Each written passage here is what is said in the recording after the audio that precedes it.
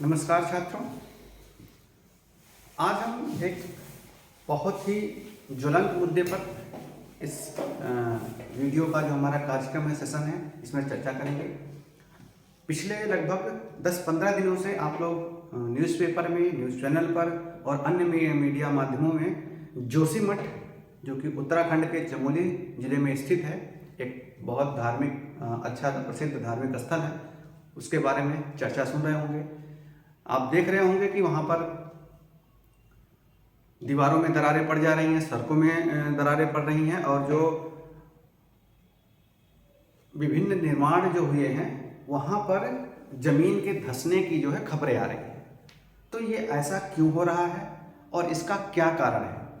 क्या इसका कोई तात्कालिक कारण है या कुछ प्राचीन कारण है, या जो भौगोलिक वहाँ की जोशीमठ की जो भौगोलिक अवस्थिति है उसका या उस कारण से कुछ यहाँ पर हो रहा है? तो इस पूरी जो यहाँ गतिविधि यहाँ पर हो रही है और जो यहाँ पर घटनाएं घटित हो रही हैं उसमें क्या क्या कारण है, इसके बारे में चर्चा करेंगे। ये भी जानेंगे कि जोशीमठ कहाँ अवस्थित है, उसकी अवस्थिति क्या है, क्यों प्रसिद्ध है, और जो घटनाएं हो रही हैं क्या ये जोशीमठ में पहली बार हुआ है या इससे पहले भी हुआ था। तो इन सब पर पूरा विस्तार से चर्चा करेंगे। तो अब ये हम अपने जो हमारे पीपीटी है, पीपीटी के माध्यम से समझने का प्रयास करते हैं। जोशीमठ आप देख रहे होंगे जैसा कि चित्र में, जैसे ये सड़क है फट गई, और ये अभी जल्द ही इसरो ने एक डाटा रिलीज किया था। इसमें दिया है कि जोशीमठ के इस एरिया की जो जमीन है वो नीचे सबसिडेंस मतलब होता है धंसना, नीचे धंस रही है। तो जमीन क्यों धंस रही है, क्या कारण है, इस पर हम चर्चा करेंगे। तो the ongoing disaster in the form of sinking Joshimath town in Chamoli district of Uttarakhand is undoubtedly a man made one. Studies are still on to identify the root cause of the disaster. इसका रूट कॉज क्या है, इस पर study चल रही है। Geological survey of India और CSIR ने अपनी टीम भेजी हुई है जो कुछ दिनों में अपना अध्ययन करके इस पर अपनी रिपोर्ट देगी। अब हम जोशीमठ की अवस्थिति क्या है, जोशीमठ क्या है, उसके बारे में देखते हैं। Joshimath also known as Jyotirmath is a city and a municipal board in Chamoli district of Uttarakhand. Uttarakhand में एक चमोली डिस्ट्रिक्ट है, वहां पर जोशीमठ नाम की जो जगह है बहुत प्राचीन, इसे ज्योतिर्मठ भी नाम से जाना जाता है। Located at the height of 6150 feet.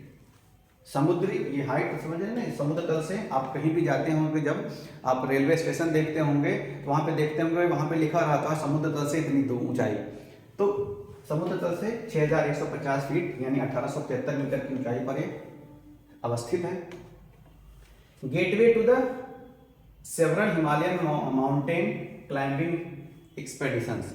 और यह जो है हिमालय पर्वत जो है उसके बहुत सारे जो क्लाइंबिंग, जो लोग माउंटेन क्लाइंबिंग करते हैं और जो टूरिस्ट प्लेस हैं उन सबका गेटवे है। ट्रैकिंग के लिए पिलग्रिम सेंटर लाइक बद्रीनाथ, और जो बद्रीनाथ भी लोग जाते हैं तो अभी हम मैप के माध्यम से देखेंगे कि इस स्थान का कितना महत्व है, और इसी रास्ते से होकर के लोग बद्रीनाथ भी जाते हैं। तो इस कारण से पिछले कई सालों में जो जोशीमठ है वहां पर क्या है कि बहुत ज़्यादा निर्माण कार्य हुआ है और ये सब चीज़ें चल रही है। It is a home to one of the 4 cardinal पीठास एस्टेब्लिश्ड बाय आदि शंकराचार्य। अब आदि शंकराचार्य का नाम आपने सुना होगा। इन्होंने कुछ पीठ की स्थापना की थी, और वो पीठ कौन कौन से थे, उनमें से एक यह भी है। तो ज्योतिर्मठ इज द उत्तर मान्य मठ और northern monastery, one of the 4 cardinal institutes established by Adi Shankaracharya, सिंगरेरी, Puri, Dwarka and Kanchi. ये जो 4 स्थापित किए गए थे उसके बाद इसी में ज्योतिर्मठ एक मठ है। ये शंकराचार्य द्वारा स्थापित है। तो आप देख सकते हैं जैसे हमारे यहाँ आप द्वारका, श्रृंगेरी, पुरी में लोग जो तीर्थ करने जाते हैं, ये बहुत बड़ा तीर्थ स्थल है हिंदुओं का। तो इस कारण से भी बहुत ज़्यादा लोग वहाँ पर जाते हैं, और एक माउंटेन प्लेस है। तो धीरे धीरे टूरिज्म बढ़ा, वहाँ पे कंस्ट्रक्शन होना शुरू हुआ, इस कारण से वहाँ की जो भौगोलिक स्थिति है और वहाँ का जो इकोलॉजी है उस पर काफ़ी ज़्यादा इन सब का प्रभाव पड़ा, और जिस कारण से कहीं ना कहीं जो अभी की घटना हो रही है जो जमीन धंसने की, उसका कहीं ना कहीं एक परिणति है।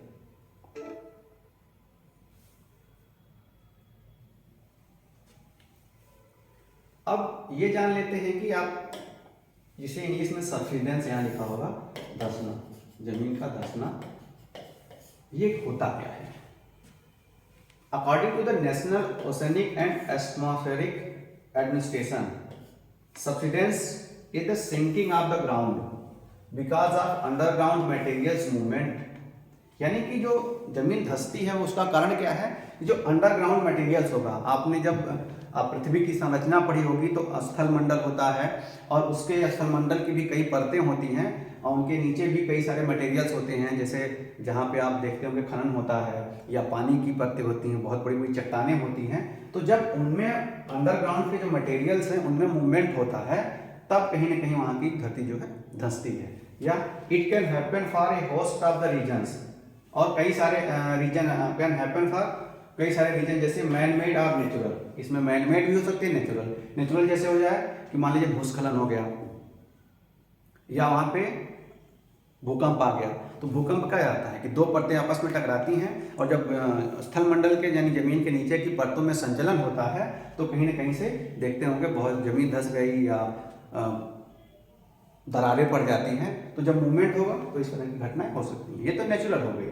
और मैन मेड में क्या होता है कि जैसे टनल का निर्माण हो रहा है, तो आप समझ रहे हैं उत्तराखंड में टमोली के पास भी टनल का निर्माण हो रहा है, हाइड्रो पावर प्रोजेक्ट लग रहे हैं तो उसके लिए भी जमीन में खुदाई होती है, सड़कों का निर्माण हो रहा है, और जो नीचे का जो अंडरग्राउंड जो वहाँ पे मिनरल्स हैं उनकी खुदाई अगर मान लीजिए हो रही है, तो जब वो हटते हैं तो कहीं ना कहीं पे ये वहाँ की ज़मीन जो है या चट्टानें जो हैं अगर उनमें किसी भी प्रकार का वो कमज़ोर होती हैं तो धंसने लगती हैं। तो ये मैन मेड कारण हो सकते हैं। Such as the removal of water, परतों के बीच में जैसे पानी पड़े हुए रहते हैं जो वाटर सोर्सेज होते हैं ज़मीन के नीचे, तो जब ये निकल जाते हैं तो खालीपन यहाँ पर रहता है और धीरे धीरे ज़मीन धंसने लगती है। यहाँ पे ऑयल है, नेचुरल रिसोर्सेज है, माइनिंग एक्टिविटीज़ हैं, अगर ये सब जो मैन मेड एक्टिविटीज़ हो रही हैं तो इस कारण से भी ज़मीन वहाँ की धंस जाती है, धंसना शुरू होती है। Earthquake, soil erosion, soil compression also some of the well known causes of subsidence. ये सब कॉजेज हैं जमीन के धंसने के यानी सबसिडेंस के। The US based agency website also mentions that this phenomena can happen over very large area like whole state, province और a very small area like the corner of your yard. और ये US based जो agency है इसका ये भी कहना है कि जो जमीन धंसने की जो सबसिडेंस की जो प्रक्रिया है यह केवल एक ही मतलब छोटी जगहों पे नहीं हो सकती है, यह बहुत बड़े एरिया में भी हो सकती है, जैसे पूरा स्टेट ही प्रोविंस है या कोई स्मॉल एरिया जैसे आपका यार्ड है, आपका हाता है, या जैसे जोशीमठ में लगभग 700 के आसपास जो घर हैं वहाँ पे दरारें आ गई, वहाँ के लोगों को हटा दिया गया है। एक एरिया है जिसका मैप जारी किया गया है कि इसरो द्वारा, इसरो का जो सैटेलाइट है कैस्ट्रोट है उसके द्वारा जारी किया गया था, और भी विभिन्न जो वैज्ञानिक अध्ययन किए जा रहे हैं उनके द्वारा पता चल रहा है कि किस एरिया में क्यों जमीन जो है सबसिड कर रही है। तो ये सबसिडेंस क्या होता है और उसके क्या कारण हमने पढ़े। अब ये जान लेते हैं कि क्या वहाँ पर पहली बार हुआ है और या ये मैन मेड है। तो सबसे पहले ये देख लेते हैं कि इससे पहले भी जोशीमठ में ऐसा कुछ हुआ था। 1886 के आसपास भी वहाँ पे कुछ ऐसी घटनाएं हुई थी, और उस समय एटकिंस ने हिमालयन गजेटियर में that the town is located on A landslide, इसके बारे में लिखा था उस टाउन के बारे में कि टाउन की स्थिति क्या है। और इन सबको जानने से पहले हम ये जान लेते हैं कि जो जोशीमठ है उसकी अवस्थिति क्या है, और ये हिमालयी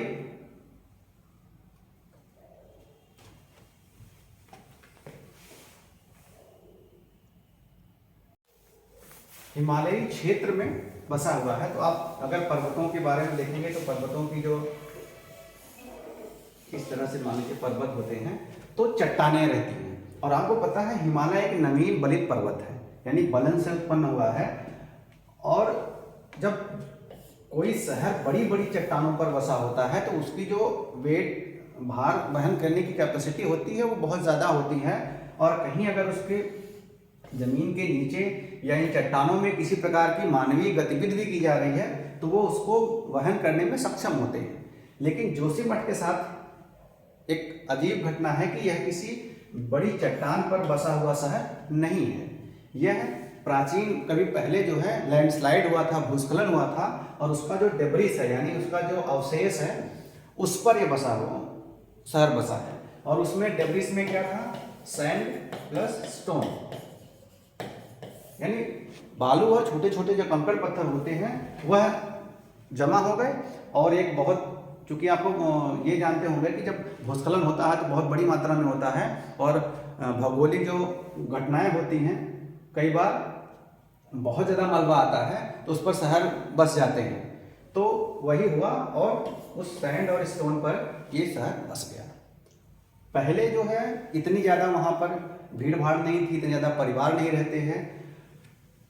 1886 में भी वहाँ पर घटना हुई थी जिसके बारे में एटकिंस ने हिमालयन वेजिटियर में चर्चा की थी कि यह एक प्राचीन भूस्खलन के डेब्रिस यानी मलबे पर बसा हुआ शहर है, और इसकी जो वेट की मतलब भार वहन करने की या किसी प्रकार की मैन मेड गतिविधि होती है उसको वहन करने की क्षमता कम है, और बहुत ज़्यादा ये इस तरह से वल्नरेबल है।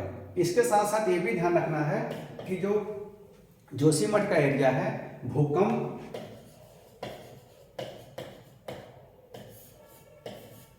जो भूकंपीय क्षेत्र होता है उसमें ग्रेड 5 प्रकार के ग्रेड होते हैं, तो 5th जो ग्रेड है ये भी इसमें आता है, यानी बहुत ही ज़्यादा संवेदनशील क्षेत्रों में आता है। तो अगर थोड़ी भी कोई भूकंपीय घटनाएं हुई या भूस्खलन हुआ या जमीन की परतों के नीचे थोड़ा भी अगर संचलन हुआ तो इस ऐसे शहरों पे बहुत ज़्यादा खतरा रहता है, क्योंकि ये किसी चट्टान पर इनका बेस किसी बड़ी चट्टान नहीं होकर के ये सैंड और स्टोन यानी मलबा है। इस कारण से जोशीमठ की स्थिति जो है काफ़ी ज़्यादा वल्नरेबल हो गई है, और इसी को लेकर के 1986 में और 1995 में जो एमसी मिश्रा कमेटी थी उसने भी इस पर काफ़ी चिंता बताई थी, और ये चेतावनी भी दी थी कि जोशीमठ जैसे जो पवित्र स्थल है यहाँ पर कंस्ट्रक्शन के बहुत ज़्यादा काम ना किए जाएं, और यहाँ की जो इकोलॉजी है उसको बचा कर रखा जाए।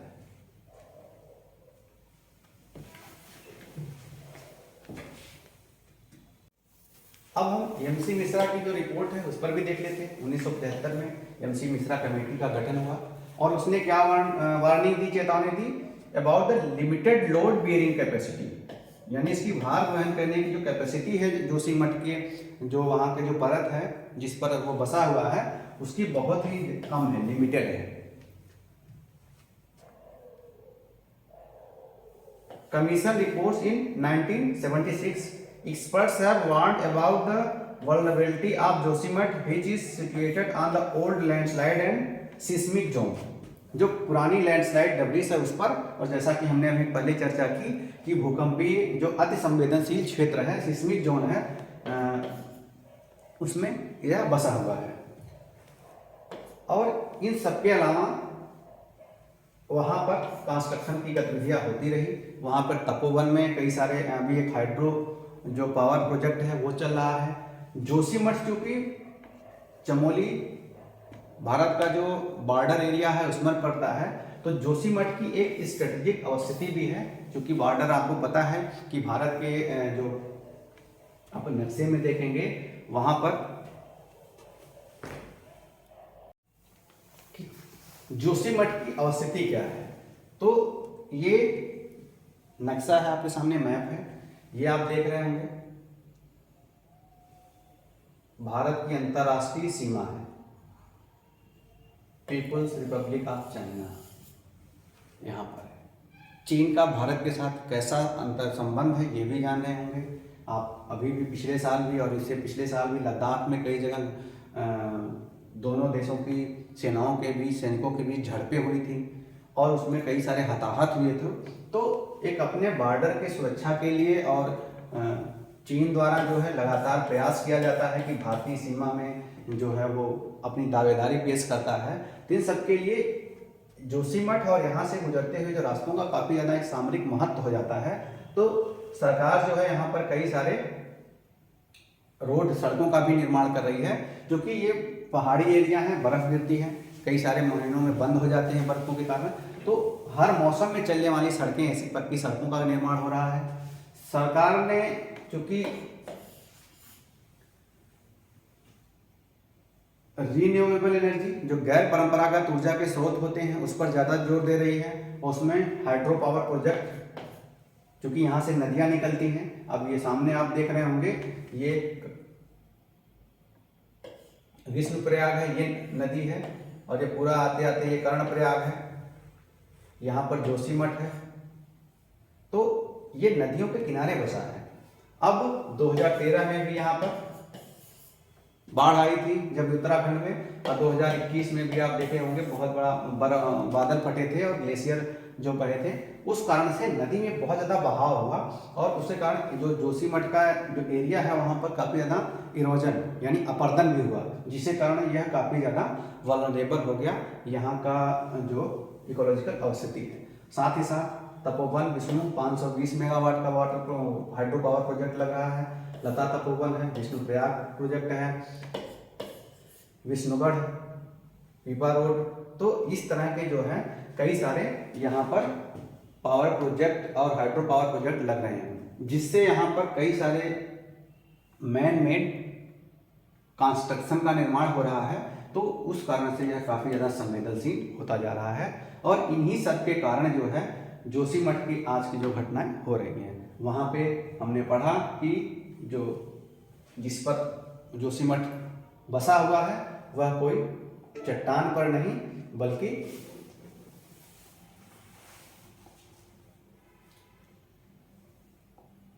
एक लैंडस्लाइड डेब्रिस पर बसा हुआ है। और अभी हाल में ये भी इसरो ने कि इंडियन रिमोट सेंसिंग एजेंसी ने यह सूचना दी थी कि the town has been sinking by 6.6 cm a year for at least 18 month. पिछले 18 महीनों से लगभग 6.5 सेंटीमीटर प्रति वर्ष के हिसाब से वो धंस रही है वहाँ की जमीन। और यह जो यह जो गति है पिछले साल काफ़ी तेज हो गई है, और इस कारण से यह वहाँ की जो परिघटना भी हुई है वह सबसे ज़्यादा खतरनाक हो गई है। लगभग 700 से ज़्यादा परिवारों को वहाँ से हटाने का काम चल रहा है। सरकार ने अनाउंस किया है, उत्तराखंड सरकार ने, कि 6 महीने तक हर परिवार को 4,000 रुपये कंपनसेशन देगी। लेकिन क्या ये सब काफ़ी है? क्या विष्णुप्रयाग जोशीमठ को बचाया जा सकता है? और सरकार क्या प्रयास करे या आम लोग क्या प्रयास करें कि इस पर जो है जो अभी की घटना है वह रुके, और हम वहाँ के लोगों को